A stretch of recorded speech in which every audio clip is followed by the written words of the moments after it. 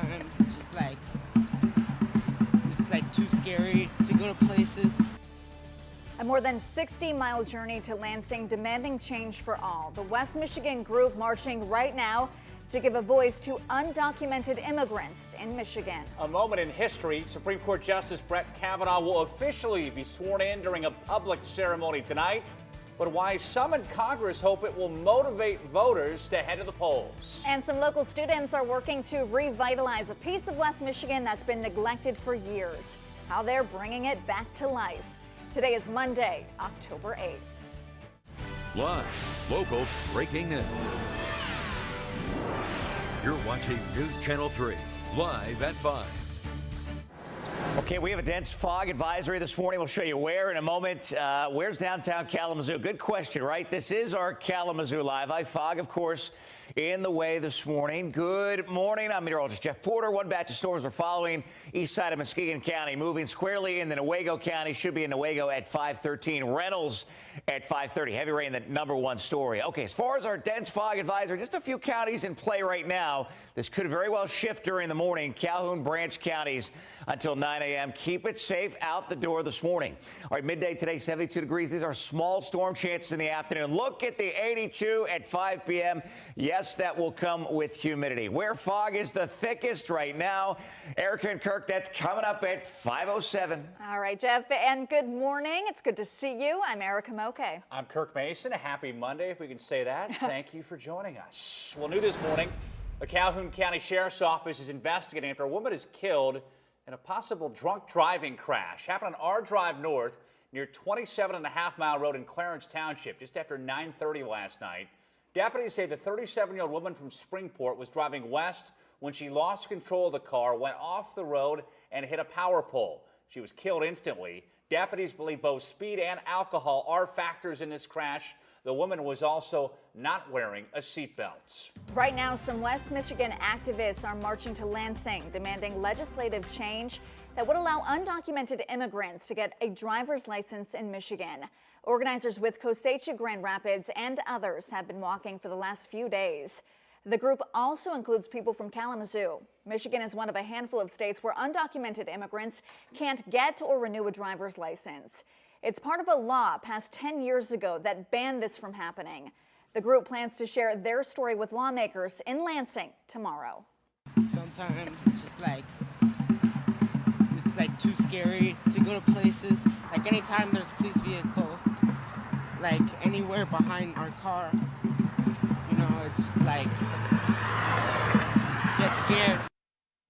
The group will continue marching today. A rally is planned in front of the Capitol tomorrow. We're working to learn more this morning about a shooting in Grand Rapids that left 2 people hurt. It happened Sunday afternoon near Charles Avenue and Logan Street on the city's southeast side. Grand Rapids police say 3 cars and a church were hit, but the suspect was aiming for a 16-year-old and 23-year-old who were shot. They don't believe the suspect or suspects meant to shoot at Messiah Missionary Baptist Church during their evening service. No one inside the church was hurt.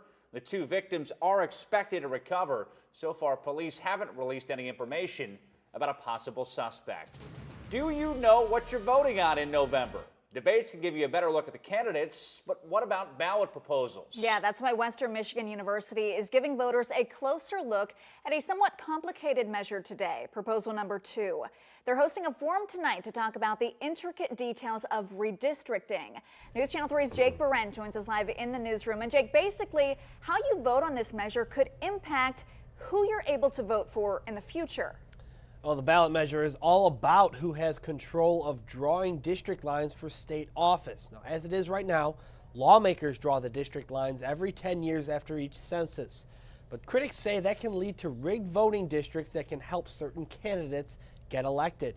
Now, if the ballot proposal passes, it will be a citizen committee that will be selected to handle the redistricting process. Now, that will be made up of 13 private citizens, including 4 Republicans, 4 Democrats, and 5 political independents. And they will handle redistricting duties after every U.S. Census. Now, tonight's forum at the Fetzer Center on Western Michigan University's campus will feature presentations from both sides of the argument. Katie Fahey, executive director of the group Voters Not Politicians, will outline why she believes Michigan's redistricting process is prone to manipulation and gerrymandering and needs reform. Speaking out against the measure, Tony Daunt, executive director of the Michigan Freedom Fund, will talk about why he feels the proposal will not produce fair outcomes its backers claim. Now, you can learn much more about the proposal tonight and even ask your own questions to the speakers. You can submit those questions in writing before the forum, or you can submit them through the event's Facebook page, which we'll have linked in this story at WWMT.com. Tonight's forum starts at 6 o'clock at WMU's Fetzer Center. Live in the newsroom, Jake Barrett, News Channel 3. Today, voters in Van Buren County will learn more about a road millage on the November ballot. Leaders with the Road Commission are trying to educate voters because the same millage failed in the August primary. If it's passed this time around, it would increase property taxes to fix main roads in the county. The average homeowner would pay $180 a year for 12 years. A public meeting is happening tonight at the Van Buren Conference Center on South Papa Street in Lawrence. It goes from 6 to 7 p.m. And a quick reminder, you only have 1 day left to register to vote in the November election. That deadline is tomorrow. To register, you can visit your local Secretary of State's office. You can also stop by your county, city, or township clerk's office. Erica, thanks. About to hit 5:07 on the clock. Want to take you zone by zone, then we'll swing you right over to live Doppler radar. It's our Kalamazoo, Battle Creek, Hastings zone, and we are looking at the incredible lower 80s. Yes, incredible. 82 Kalamazoo, 83 Three Rivers, 83 in Coldwater. Okay, storms right now. Here's where they're going. Primarily, they're generating heavy rain. Newaygo 514, Brooks 518. And visibilities are under 2 miles in Kalamazoo, under a mile in Hastings, Grand Rapids, Ionia, and Charlotte. There's a large cool down in your 7-day forecast. What does it look like and when it arrives? Kirk and Erica, that's at 5:20. All right, a Michigan man's been using a rock as his doorstop for years. Now he's discovered it's worth a lot of money. Yeah, that's because that rock is actually a meteorite worth $100,000. David Mazurek says he took his doorstop to Central Michigan University after seeing reports in January of meteorite pieces selling for thousands of dollars.